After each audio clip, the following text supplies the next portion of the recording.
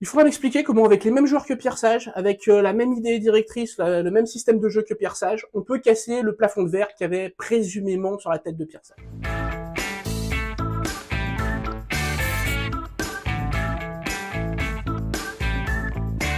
Bonjour à tous, Guns et Fenêtres, bienvenue sur But Football Club pour notre traditionnelle question Olympique Lyonnais. Avant de commencer, comme à chaque fois, le pouce pour dire que vous aimez, la clochette pour vous abonner, ça nous donne de la force. Cette semaine, après ce triste Olympico perdu 3-2 sur la pelouse de Marseille par Lyon, après un week-end peu profitable en Ligue 1, on va se poser la question, est-ce que Paulo Fonseca est face à une mission impossible de qualifier l'OL pour la Ligue des Champions? Alors malheureusement, moi j'ai de grosses réserves sur le choix de John Textor quand il dit qu'il pense avoir plus de chances d'arriver à la Ligue des Champions avec Paulo Fonseca qu'avec Pierre Sage, et que c'est pour ça qu'il a changé en amenant un coach qui a plus d'expérience et plus ou moins les mêmes idées de jeu. Je rappelle juste que Paulo Fonseca, il arrive déjà, dans un vestiaire qui était acquis à la cause de Pierre Sage. Au moindre faux pas, ça va être compliqué pour lui. Pour l'instant, le discours est positif. Même Alexandre Lacazette, après le match face à Marseille, a dit que voilà, ça se passait bien avec le coach, mais il a quand même rappelé qu'ils étaient obligés de faire avec parce que c'est une décision de propriétaire, pas des joueurs. Et ça a son importance parce qu'on l'a vu, les joueurs à Lyon sont rois. Ils l'ont montré en faisant couper la tête de Fabio Grosso quand il est arrivé. Ils l'ont montré avec Laurent Blanc. Et si Pierre Sage a réussi sa remontada, c'est parce qu'il a eu l'adhésion totale des joueurs. Alors, il faudra déjà que Paulo Fonseca gagne l'adhésion face à une petite défiance quand même en interne forcément, un regard de travers par rapport à ce qui s'est passé. En prime, lui n'aura pas, contrairement à Pierre Sage il y a un an, qui avait pu recruter pendant le mercato d'hiver, qui avait une autre équipe, lui, il pourra pas faire de correction sur l'effectif. Il fait avec les moyens du bord, et malheureusement, c'est le même effectif, donc avec les mêmes difficultés, les mêmes lacunes à certains postes, les mêmes qualités, les mêmes forces à d'autres postes, avec moins de joueurs vu qu'il y a eu un dégraissage cet hiver.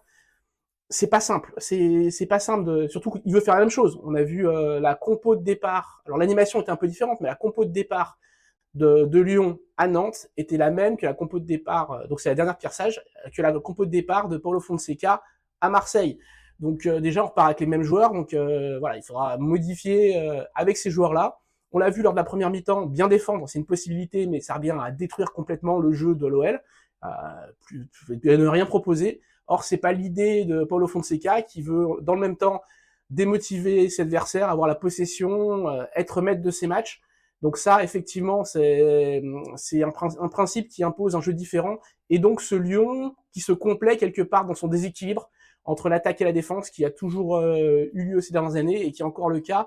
Je pense pas que ça soit le miracle pour changer tout ça. Donc je suis assez sceptique sur ce point par rapport à ce que j'ai vu à Marseille, comme je suis sceptique quand je vois comptablement ce qui est en train de se passer en Ligue 1. On a vécu vraiment un sale week-end. Aujourd'hui, Lyon a 5 points de la Ligue des Champions, donc il y a plus d'un match de droit à l'erreur pour le quatrième qui est Lille ou Monaco, je sais plus. Mais voilà, il y a encore 5 points d'écart. Il y a aussi 4 points avec la Ligue Europa. Ça commence à faire un petit écart, mine de rien, donc des victoires obligatoires dans les prochaines semaines, plus une Coupe d'Europe à jouer en même temps.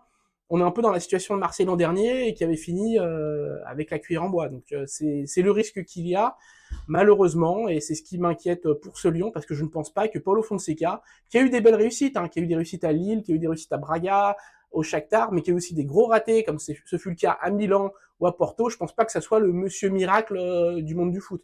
C'est un bon coach, certes, qui a des idées, certes, qui arrivait respectueux, certes, mais c'est pas suffisant quand on est à Lyon. Donc on va bien voir. Moi j'ai de grosses réserves, j'ai peur pour la suite.